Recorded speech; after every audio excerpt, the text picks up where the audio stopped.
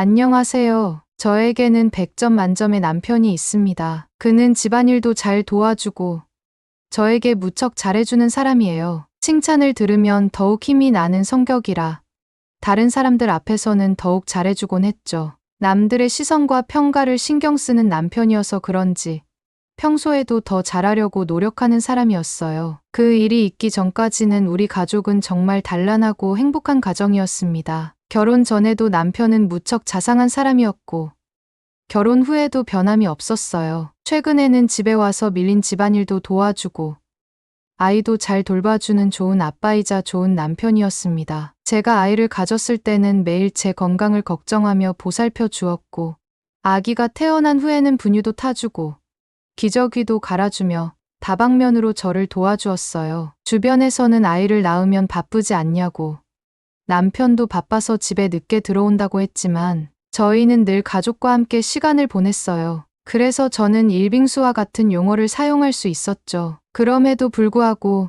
산후 우울증으로 기분이 우울할 때는 가끔 아이를 데리고 나가서 놀다가 들어오기도 했어요. 그 시간 동안 저는 쇼핑도 다녀오고 혼자 영화를 보며 온전히 제 시간을 가졌죠. 네일샵에 가서 관리도 받고 피부 관리실에서 마사지를 받으며 쌓인 육아 스트레스를 풀곤 했어요. 제가 외출하고 오면 남편이 저를 위해 저녁까지 만들어 놓았고 주말에는 추가로 육아를 도와주며 저는 자유로운 시간을 가질 수 있었어요. 정말 세상에 둘도 없는 훌륭한 남편이었죠. 제가 이렇게 가끔 나가서 스트레스를 풀고 오면 기분도 나아졌고 아이에게도 더 잘해줄 수 있었습니다. 남편도 제 감정을 잘 읽어서인지 주말에는 항상 온전히 저만의 시간을 보낼 수 있게 아이를 대신 돌봐주곤 했습니다. 주변 친구들은 저를 부러워했고 일이 바빠 집안일을 잘 챙기지 못하는 남편을 둔 친구들은 자기 남편과 제 남편을 비교하며 부러워하곤 했어요. 저도 정말 제 남편에 감사하며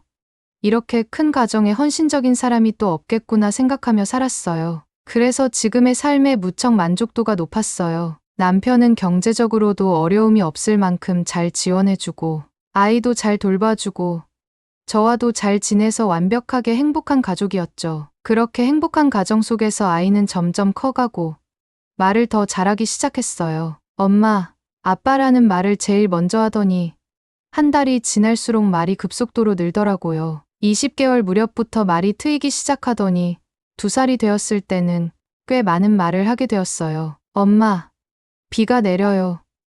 엄마, 이거 고민이에요.처럼 상황을 말로 잘 표현했습니다. 그러던 어느 날, 주말에 저는 힐링을 위해 수련을 하면서 아이를 돌보게 되었어요. 마침 친정어머니가 시골에서 된장과 고추장을 가져다 주신 날이었어요. 친정엄마와 함께 아이와 놀아주며 즐거운 오후를 보내고 있었죠. 저는 집을 넓혀 이사 가려고 노력 중이어서 엄마와 어디로 이사 가는 게 좋을지 상의하고 있었어요. 딸아이는 혼자서도 잘 노는 성격이어서 장난감들을 가지고 놀고 있었어요. 그 중에서도 전자 장난감을 가지고 놀다가 갑자기 곰돌이 인형을 찾기 시작하더라고요. 하얀색의 곰돌이 인형이었는데 딸아이가 어디든 데리고 다니는 애착 인형이었어요. 저는 딸의 애착 인형을 찾아주고 다시 엄마와 수다를 떨었습니다. 그런데 엄마와 수다를 나누던 중간중간 딸의 모습을 확인하다가 딸아이의 이상한 행동에 눈길이 멈췄어요. 딸아이는 곰돌이 인형에 올라타서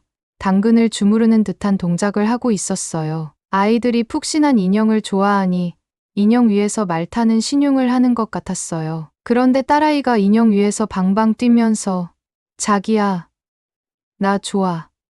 아, 좋아를 반복하며 말하는 거예요. 그 뒤로도 다른 말들을 내뱉는데 차마 여기서 옮기지는 못하겠네요. 친정엄마는 저에게 작은 목소리로 혹시 부부관계 하는 걸 아이에게 보여준 적이 있냐고 물으셨고 저는 당연히 그런 적 없다고 말씀드렸어요. 사실 부부관계를 가진 적도 많지 않아서 아이에게 보여줄 일도 없었어요. 남편은 평일에 일하고 주말엔 제가 나가서 놀다 보니 서로 아이와 놀아주는 시간 말고는 단둘이 오붓한 시간을 보내기 쉽지 않았거든요. 저와 엄마는 아이가 이런 말을 어디서 들어서 저런 행동을 하는지 고민하고 있었죠. 친정엄마는 딸아이가 혹시 핸드폰으로 이상한 영상을 본 게 아니냐고 하셨어요. 요즘 어린이집에서 이상한 일이 많이 일어나지 않냐면서 예전에 유치원 교사가 야한 영상을 어린 아이들에게 보여준 일도 있었다며 걱정하셨어요. 저는 일단 아이가 놀라지 않게 딸아이를 안아주면서 물었어요. 우리 지수,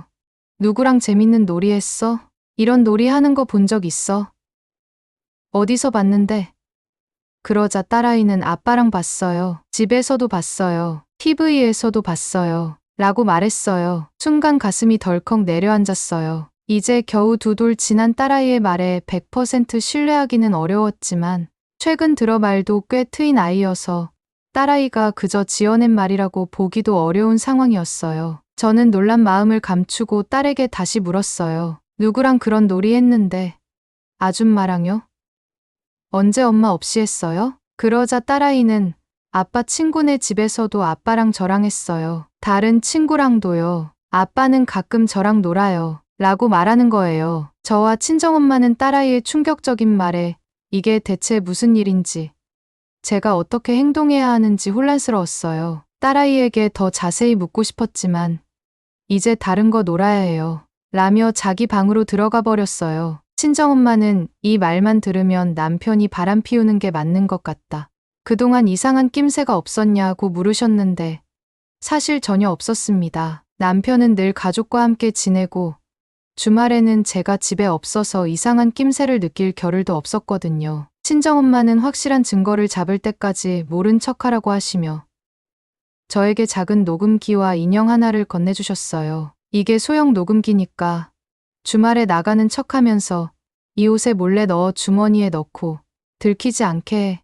그리고 이 인형은 아이들 방 침대 옆에 두고 이것도 녹음기야. 저는 친정엄마의 말대로 딸아이 옷주머니에 소형 녹음기를 넣어 실로 꿰매두고 인형은 아이 방 침대에 살짝 두었어요. 그렇게 주말이 찾아왔고 저는 나가기 전에 딸에게 녹음기가 들어있는 옷을 입혀주면서 남편에게 오늘 뭐 할 거냐고 물었어요. 남편은 그냥 집에서 아이랑 놀고 놀이터에 잠깐씩 나갔다 올 생각이라고 하더군요. 그렇게 저는 집을 나와 차를 끌고 아파트 주차장을 빠져나왔어요. 그리고 잠시 후 다시 아파트로 들어가 인적이 드문 곳에 차를 대어 놓았습니다. 그리고 아파트 입구를 출입하는 사람들을 하나하나 지켜보기 시작했어요. 대략 30분쯤 지나자 저희 딸과 또래로 보이는 아이를 데리고 들어가는 한 여자가 보이더군요. 그 여자가 엘리베이터를 타고 올라갔을 때 저는 엘리베이터 층수를 확인했어요. 저희 집은 27층이었는데 엘리베이터가 27층에서 멈춰 있었습니다. 당장 들어가서 제 두 눈으로 확인하고 싶었지만 꾹 참았습니다. 그리고 평소 들어가는 시각에 맞춰서 집에 들어가게 되었어요. 남편은 평소와 다름없는 모습이었어요. 우리 지수 잘 놀았어? 뭐하고 놀았어? 라고 물어보니 딸은 친구랑 놀았어요. 라고 대답했어요. 제가 더 물어보려는데 남편은 강한 어조로 딸이랑 얘기할 시간이 아니다라며 저와의 대화를 끊더라고요. 점점 남편에 대한 불신이 쌓이기 시작했어요. 저는 남편이 아이를 재우는 사이 아이 옷을 들고 안방으로 가서 실밥을 뜯어내고 녹음기를 꺼냈어요. 그리고 화장대 위에 올려둔 인형에서도 녹음기를 회수했어요. 빨리 녹음 내용을 들어보고 싶었고 월요일이 오기만을 애타게 기다렸어요. 월요일이 돼서야 저는 녹음 내용을 들을 수 있었습니다. 내용은 너무 충격적이었어요. 남편은 어떤 여자를 집으로 불러들여 제가 없는 집에서 아이들과 함께 놀고 제가 아닌 다른 누군가와 한 가족인 것처럼 지내고 있었습니다. 그리고 저를 더 충격에 빠뜨린 건 남편과 그 여자가 아이들 앞에서 부적절한 행동을 하고 있다는 것이었어요. 아이 입에서 나온 말과 행동들은 전부 그들이 아이들 앞에서 한 말과 행동들이었어요. 저는 지금껏 한 번도 느껴본 적 없는 분노와 증오를 느꼈어요. 남편에 대한 분노와 배신감에 지금 당장이라도 남편을 해치고 싶은 심정이었어요. 어떻게 자기 아이를 앞에 두고 그런 짓을 할 수 있는지 이해할 수 없는 상황이었어요. 저는 남편의 숨겨온 사실에 너무 큰 충격을 받아 괴성을 지르기도 하고 울기도 했어요. 그리고 집에 있던 남편 사진을 박박 찢어버렸습니다. 그렇게라도 제 분노를 표출하지 않으면 제가 무너질 것 같았어요. 저는 울면서 친정엄마에게 전화를 했고 친정엄마가 곧바로 저희 집으로 오셨어요. 친정엄마도 내용을 들으시고는 참지 못하고 화가 많이 나셨어요. 지금껏 남편을 온전히 믿고 살아왔는데 이렇게 배신을 당하고 나니 세상에 믿을 사람 하나 없구나 하는 생각이 들었어요. 그동안 남편이 저에게 베푼 후의는 외도를 위한 수단이었고 저는 바보처럼 아무것도 모른 채 좋은 남편, 좋은 아빠라고 칭송하며 그의 손바닥 안에서 놀고 있었던 거였죠. 친정엄마도 당장 이혼하라고 하셨어요. 저도 이런 더럽고 교활한 사람과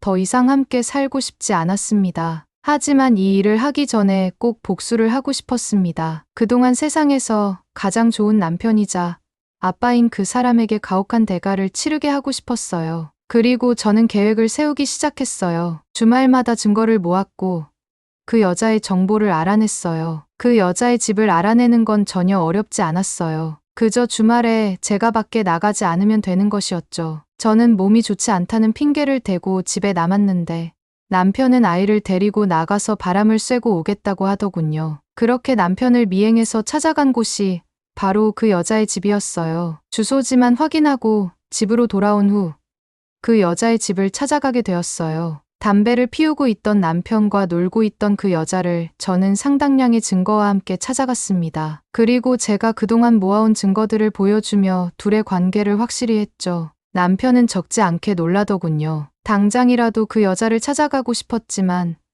저는 침착하게 남편을 설득했습니다. 많은 대화 끝에 그 여자는 남편과 같은 동네 사람이라는 걸 알게 되었어요. 남편조차 그 여자가 유부녀라는 걸 꿈에도 모르고 있었고 주변 사람들도 그녀를 선량한 사람으로 알고 있지만 남들에게 보여지는 이미지가 전부는 아니라고 하더군요. 저는 남편에게 제 계획을 알려주었고 그 다음날 그 계획에 동참하기로 했습니다. 그리고 그날이 다가왔어요. 남편은 그 여자의 집에서 아이들 앞에서 부적절한 행동을 하고 있었을 때 저는 그 여자의 집으로 갔어요. 그리고 그의 집 문 앞에서 비밀번호를 치고 들어갔어요. 저와 함께 상간녀의 남편이 등장했습니다. 놀라 얼어붙은 남편과 그 여자는 엄청 당황하며 어쩔 줄 몰라 했습니다. 제 뒤로 들어오신 시부모님도 남편의 이런 행동에 깜짝 놀라셨죠. 시아버지는 남편을 때리기 시작하셨습니다. 네가 여기서 뭐 하는 거냐?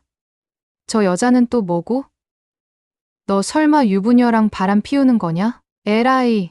시부모님은 아들의 부적절한 행동에 크게 실망하셨습니다. 잠시 후 상간녀의 부모님도 그 집으로 오셨어요. 그들은 남편의 거짓말에 속아 함께 모시고 온 거였죠. 잠시 후 들어온 상간녀의 남편은 그들의 행동에 경악하며 남편을 때리기 시작했고 저도 그 사이를 비집고 들어가 상간녀의 머리채를 잡고 한바탕 휘둘렀어요. 그리고 그동안 참아왔던 분노를 폭발시키며 당신들 때문에 우리 가정이 어떻게 되었는지 아느냐라고 외쳤어요. 한참을 주먹에 맞고 머리채를 잡힌 그들은 정신을 못 차렸어요. 결국 계속되는 폭행에 시부모님이 상간녀의 남편을 뜯어말린 후에야 진정이 되었어요. 저도 큰 소란을 피운 후에야 손에 쥔 머리카락을 놓고 진정하게 되었죠. 남편은 시부모님과 함께 나타난 저를 보고 어리둥절해하며 상황을 파악하지 못하는 모습이었어요. 그 모습을 본 저는 곧바로 가련한 주인공으로 빙의해서 세상 슬픈 목소리로 말했어요. 어머님, 남편이 저 몰래 바람을 피우고 있었어요. 그것도 지켜야 할 아이들 앞에서 해서는 안 될 행동을 했어요. 제가 남편의 외도 사실을 알게 된 고통을 실감하며 알려주길 바랐어요. 이제 겨우 2살 지난 아이 앞에서 무슨 짓을 하고 다니길래 내가 당신이 자랑하는 짓을 똑같이 따라하게 만들어. 당신이 그러고도 인간이고 내 아빠야? 어머님, 아버님이 다니시는 교회 분들이 어머님 아들이 이러고 다니는 거 알면 뭐라고 하겠어요? 제가 교회를 들먹이며 남편의 불륜을 이야기하자 시부모님은 제 앞에 무릎을 꿇고는 연신 미안하다며 손이 발이 되게 빌었어요. 저희 시부모님은 한 동네에서 평생을 살아온 분들이세요. 특히 아버님은 독실한 기독교인이셔서 한 교회에서 벌써 30년 넘게 신앙생활을 하신 분들이고 아들의 불륜 사실이 밝혀지면 절대로 그 교회에 2번 다시 발을 들이지 못할 것을 알기에 두려움에 떨고 있었죠. 시부모님은 아들의 잘못을 자신의 잘못으로 여기며 제가 원하는 대로 할 수 있게 제발 교회에는 알리지 말아달라고 간곡히 부탁하셨습니다. 저는 남편에게 합의 이혼을 요구하며 정신적 손해배상금으로 남편 명의의 집을 제 명의로 이전해주고 양육권도 모두 제가 가져가는 걸로 해달라고 요구했어요. 남편은 결혼 전 시부모님으로부터 3억 정도의 아파트를 증여받았는데 그 집이 지금은 그보다 더 올랐습니다. 그 집을 제 앞으로 명예 이전해달라고 한 거였죠. 그러면 소송 없이 이혼해주겠다고 했어요. 시부모님은 저의 무리한 요구에 정색하며 그게 얼마나 비싼데 그걸 달라고 하느냐? 바람 한 번 피운 게 무슨 큰 죄냐? 오히려 큰 소리를 치기 시작했어요. 사실 시부모님의 이런 반응은 예상한 바였죠. 한평생 장사로 재산을 모은 분들이 아들 편히 살라고 그동안 땅을 사들여 사전 증여를 이용해 며느리 앞으로 돌려달라니 절대 그렇게는 못하겠다고 하셨어요. 저는 조용히 아이를 데리고 그 집을 나왔습니다. 그리고 친정으로 가서 그 다음 계획을 준비하게 되었어요. 아이는 친정에 맡겨두고 저는 호텔에 머물게 되었습니다. 그날이 주말이었는데 시부모님은 애타게 저를 찾으며 전화를 계속하셨어요. 저는 전화를 받지 않았죠. 그러자 저를 찾아 친정집으로 오셨더군요. 그럴 줄 알고 저는 이미 다른 곳에 거처를 잡고 있었어요. 저는 친정엄마에게 절대로 문 열어주지 말고 소음이 나면 경찰 부르라고 했습니다. 시부모님은 제가 친정집에 있다고 철석같이 믿고 저희 친정집 앞에서 밤낮으로 지키고 있었어요. 저는 다음날 아침 호텔에서 나와서 다시 움직였어요. 그리고 준비해둔 종이들을 사람들에게 나누어 주었습니다. 남편의 외도 사실과 아이에게 부적절한 행동을 했다는 사실들을 A사 용지에 상세하게 적어서 사람들에게 나누어 주었어요. 그 동네에 사는 사람들이라면 저희 시부모님이 누군지 모두 알고 있었기에 그 종이를 받아들고 모두들 경악을 금치 못했죠. 100명이 넘는 사람들에게 종이를 나누어 준 후에 저는 친정집으로 향했어요. 그리고 친정집 현관 앞에서 기다리고 있는 시부모님과 남편과 마주하게 되었죠. 엘리베이터에서 내리는 저를 본 시어머니는 깜짝 놀라서 너 어디 있었던 거냐? 지금까지 어디 갔다 오는 거냐? 고 물어보시더라고요. 저는 당당하게 제가 한 일이에요. 시부모님께 간간히 일러드렸어요. 라고 말했어요. 그리고 남편에게 당신이 했던 행동들이 어떤 결과를 초래했는지 봐봐요. 세상에 비밀은 없는 거예요. 어머니, 곧장 교회에 가보세요. 다들 어머님 가족 때문에 난리도 아니에요. 당신, 사람 앞에서 그런 짓을 하고 다니면 어떻게 해요?